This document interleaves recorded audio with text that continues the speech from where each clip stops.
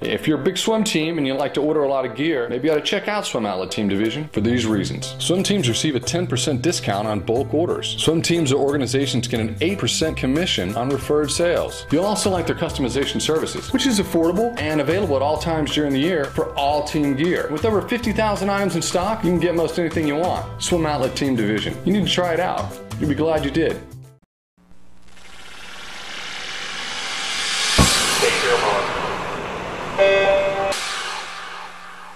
This is the Morning Swim Show for Wednesday, October 31st, 2012. I'm your host, Jeff Cummings.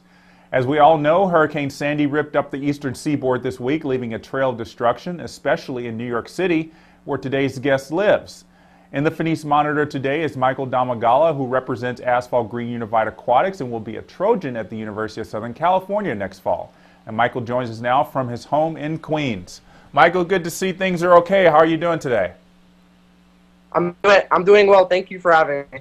So how are things now in the aftermath of Hurricane Sandy? How are things, especially in your neighborhood and your house? Well, my neighborhood actually didn't get hit that bad, but obviously, from what you guys can see in the news, New York City got hit pretty badly. I actually got off from school Monday today, and I don't have school tomorrow or Thursday, so I'm just relaxing. We also had our practice got canceled yesterday and today, so I haven't been doing much. Yeah, well, you swim at AsphaltGreen, which is in Manhattan, which is where a lot of the damage happened. So I would imagine as a high school senior, it's probably good to know that you don't have school, but as a swimmer, you're probably itching to want to get back in the pool.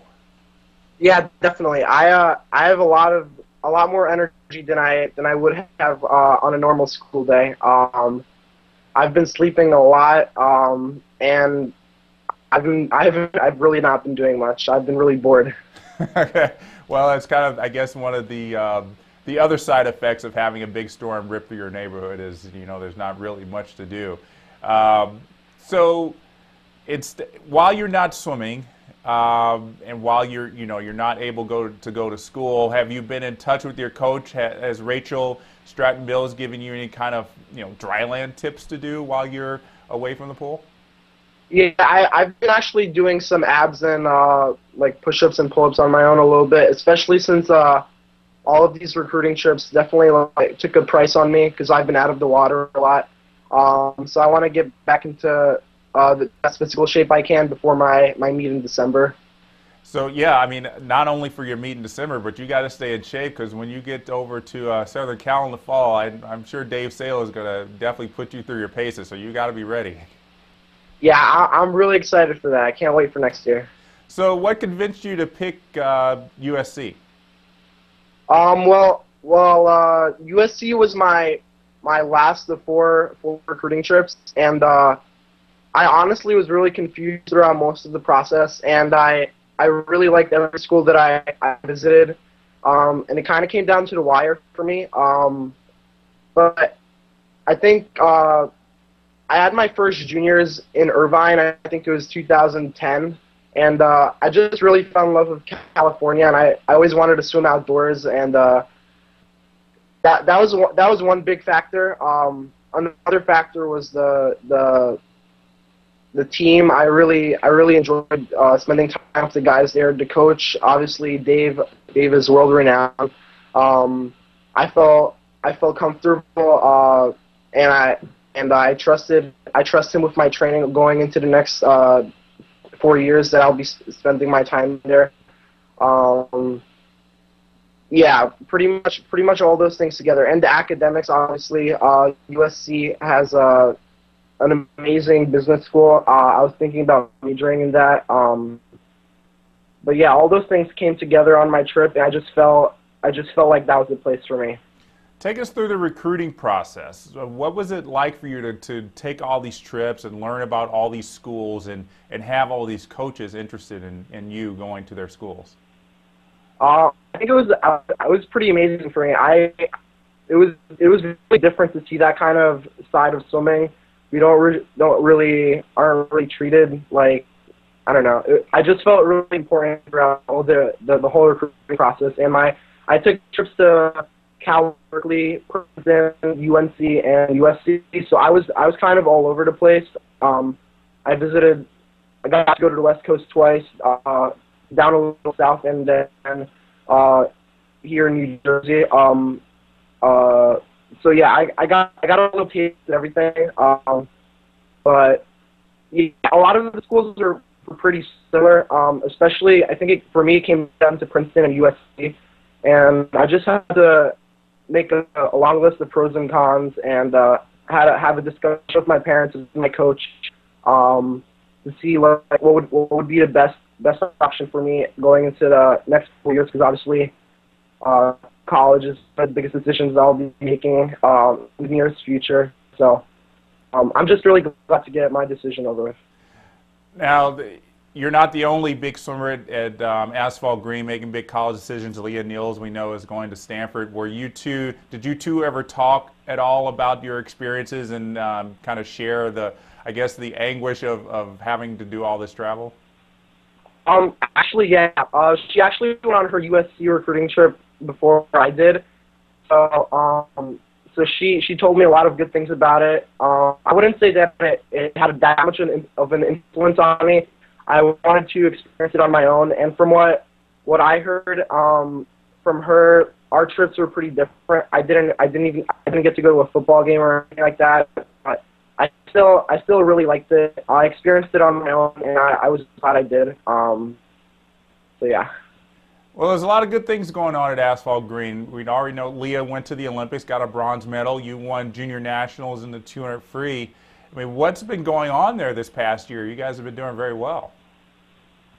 Yeah, I think especially like our senior class right now is pretty big. So we're going to be graduating quite a few guys and girls. But in general, I think we're a lot more focused than we were maybe a year ago. We went on a training trip to Colorado Springs in January. I know we've been having team meetings a little more often to kind of say to discuss between the team like what we want to accomplish throughout the season. I know Rachel's been meeting with a lot of people one-on-one to discuss personal goals. So yeah, I guess the big things, we're more focused, and I think just the general atmosphere of people wanting to achieve success in the pool has definitely affected everyone on the team. So take us back to that day you won juniors in the 200 free this past summer. We saw photos of it, and it was obvious that you were surprised that you broke 150. Was that a realistic goal that you had set for yourself to do that this summer? Actually, going into this summer, I did not consider myself a 200 freestyler at all. I think just the summer before this one, I was like a 157 200 freestyler. I dropped 8 seconds in 1 year.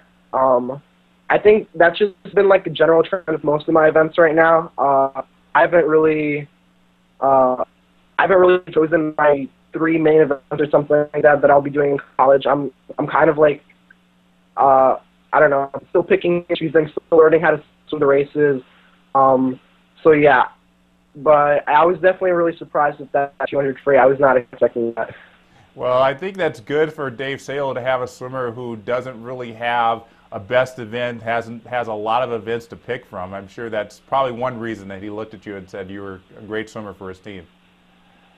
Yeah, I'm really excited. The team's really well rounded. If I could choose the butterfly route, I have Macklin to train with. He's like one of the best 100 butterfly freshmen right now. They have a solid group of 200 freestylers, which I can honestly say they can give a run for the 800 free title at NCAA's in the relay.